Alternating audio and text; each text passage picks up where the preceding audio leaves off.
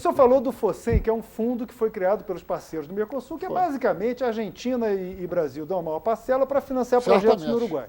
E no aí, Paraguai. nesse exato momento, estão discutindo lá em Montevidéu o problema que o Uruguai juntou todo o dinheiro que tinha direito do FOSEM para fazer uma linha de transmissão de energia, e a Argentina, por questões políticas, porque está brigando com o Uruguai por causa das papeleiras lá na fronteira, não deixa liberar esse dinheiro, não diz por que não deixa e está bloqueando a saída. Aí eu pergunto para o senhor, primeiro, o que exatamente, o que vai sair do bolso do Brasil para garantir esse entorno mais adequado? E dois, se os problemas da Argentina, econômicos e políticos, do projeto político e econômico da Argentina, hoje não se transformou num obstáculo para esse aprofundamento do Mercosul que o senhor está prevendo? Não acho. Olha, Eles estão barrando o FOSEM, que o senhor mostrou que seria um grande. pequeno instrumento, é um instrumento inicial, porque os valores do FOSEM ainda são muito pequenos, né? Mas eu acho que o princípio do FOSEM está correto, né? Os uruguaios também acham, tanto que queriam fazer a linha energética que os argentinos não estão deixando. Sem dúvida, né? O que é importante, eu acho, é ter em conta que o que já aconteceu no âmbito do Mercosul, no âmbito da América do Sul, com a criação da Unasul, foram passos muito importantes para a aproximação e a cooperação entre os países. Isso eu acho que é razoável dizer, né? É bastante correto. Agora, há muitas divergências entre os países. Não é somente entre a Argentina e o Uruguai, mas entre outros países também, né? Isso é um processo político lento, difícil, não é...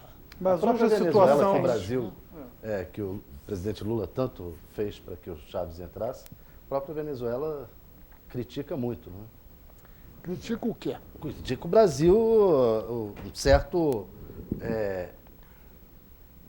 imperialismo do Brasil na região, que a gente precisa, que eles acham que tem que o Brasil tem que ceder mais aos outros países, a Argentina, a esses outros países. O Chávez, eu acho eventualmente é um discurso, talvez não tanto com essa dureza que está botando, mas discursos de que o Mercosul tem que ser mais social, o Mercosul está muito econômico, a visão do Mercosul é muito econômica. Isso já tem ocorrido, né? Já tem havido um grau de cooperação na área social muito importante, né? Mas o senhor não acha que a posição da Argentina hoje, econômica, política, dificulta um passo avante no Mercosul, um passo adiante no Mercosul?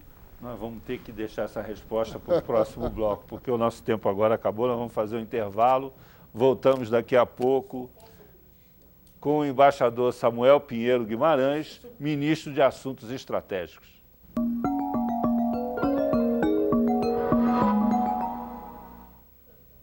Estamos de volta com 3-1 aqui na TV Brasil. O nosso convidado de hoje é o ministro de Assuntos Estratégicos, embaixador Samuel Pinheiro Guimarães. Participam dessa nossa conversa o jornalista Sérgio Léo, do jornal Valor Econômico, e Thales Faria, diretor do IG.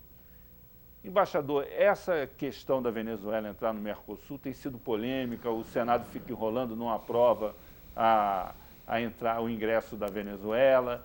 De certa maneira, por trás disso existe o fantasma do Hugo Chávez, que é um presidente histriônico, aliado, amigo do Brasil e tal, mas polêmico. Como é que essa questão da Venezuela está sendo encarada pelo governo? Olha, o governo considera que o ingresso da Venezuela no Mercosul é de extraordinária importância. A Venezuela é um país rico em recursos naturais, é um país engajado num processo de desenvolvimento econômico, de construção da sua infraestrutura, né? É um país que, digamos, se voltou para a América do Sul, um país tradicionalmente ligado aos Estados Unidos e que se voltou para a América do Sul, né? Nós temos com a Venezuela o nosso maior superávit comercial bilateral, né? As empresas brasileiras trabalham na Venezuela, as empresas construtoras, empresas produtivas. Temos lá a cooperação na área com a Caixa Econômica de Habitação Popular. Recentemente, a Embrapa instalou uma unidade lá de pesquisa. Então, é um país que tem todo o interesse de ter as melhores relações conosco. O presidente Chaves, ele passou por 10 eleições, mais ou menos, todas elas com observadores internacionais, todas elas reconhecidas como eleições normais, que se desenvolveram normalmente, né? De modo que, digamos, as críticas que são feitas a eventuais perspectivas de que o presidente Chaves eventualmente seria autoritário, são vezes até feitas no Brasil, né? Em relação ao governo brasileiro, né? Que haveria um autoritarismo, essas coisas são naturais, né? Eu acho que são pessoas que às vezes escutam mais aos interesses estrangeiros do que aos interesses nacionais. O senhor falou em críticas no Brasil. A crítica mais que teve uma grande repercussão recente foi do ex-presidente Fernando Henrique, que atribuiu ao governo brasileiro um neoperonismo, qual era o termo que ele usou? Enfim, um populismo neoperonista. Isso, né? Subperonismo. O senhor, como intelectual... Eu diria que isso é uma manifestação de neodenismo. O que seria? Você acha que... Neodenismo, né? Porque na época o presidente Getúlio Vargas foi acusado de ter uma aliança próxima com Perón e etc., a famosa República Sindicalista e assim por diante, né? Enfim, essas são considerações que não calaram fundo na sociedade brasileira, praticamente desapareceram, né? Talvez essa pergunta nem precisasse de uma resposta, porque esse tema já desapareceu. O fato é que o presidente atingiu 83% de popularidade pessoal e o governo 72% ou 73%. Isso realmente deixa a oposição numa situação muito difícil, né? Tendo em vista que essas pesquisas de opinião são livres. Eu acredito que não sejam autoritárias ou fruto de um culto à personalidade no Brasil, como às vezes também surge essa ideia tão curiosa, né? O senhor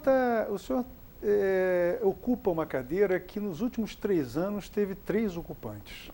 É uma secretaria, que era secretaria antes de ser ministério, e nos últimos 3 anos, depois do Coronel Oliva, veio o Mangabeira Unger, e agora o senhor, numa cadeira que, a rigor, deveria prever planos para o governo de 20 anos. Ela não consegue ter um ocupante por mais de um ano. E o senhor tem pouco tempo para fazer isso. O senhor vai ter que terminar seus planos até julho, imagino, né? Julho nós vamos estar no auge da campanha eleitoral. O senhor acha que esses planos para 2022, que o presidente lhe pediu, eles só fazem sentido se forem assumidos pelos próximos governos? Esse plano, o senhor acredita que vai ter, essa sua atuação no Ministério, vai ter alguma influência na formulação, pelo menos, da plataforma da candidata do governo? Porque senão o senhor está trabalhando... E eu pergunto o seguinte, queria acrescentar dele o seguinte, os planos estão mudando toda hora, porque os planos de 2022 eu ouvi falar com o general Oliva há 3 ministérios atrás, ou 2 ministérios atrás. Quando era ministério, era secretaria. Era secretaria. Então, esses planos de 2022... E mudaram, pelo jeito. Só faz Ou sentido morreram. se a candidata que quer então, continuar o governo assumir seus planos. Naturalmente, inclusive nesse processo de elaboração se espera que pelo menos os planos sejam duradouros, né? Desse programa, eu acho que ele tem uma diferença em relação, talvez, a programas elaborados anteriormente. Não quero julgar, né? Mas o que nós estamos fazendo lá é, primeiro, tentar construir esse programa com a intensa participação dos ministérios, que são os órgãos de execução das políticas públicas.